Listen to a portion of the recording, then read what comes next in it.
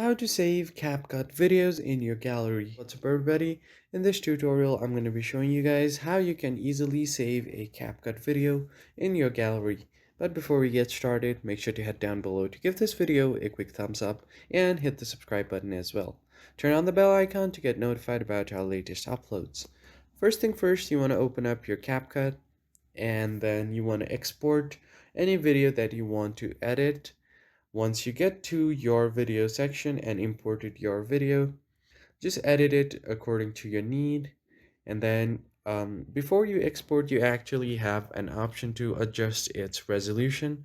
So right besides the export button here, tap on this resolution button. And if you want to increase the resolution, you just want to go ahead and swipe this up like this and bump it up to 1080p or even 2K or 4K if you want. But this will consume a lot of memory. You just have to know that. You can also manipulate the frame rate of the video, and I recommend you keep it at 30 FPS.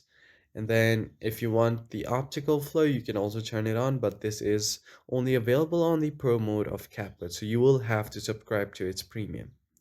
Then you can change the code rate. I recommend you set it to the recommended mark, and under the watermark, if you want to hide your watermark, you will have to take the pro mode.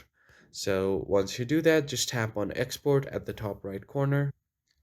Now if you tap on export, the export process is completing, and once the export is done, you can find it on your gallery. So that's pretty much it. I will see you guys next time.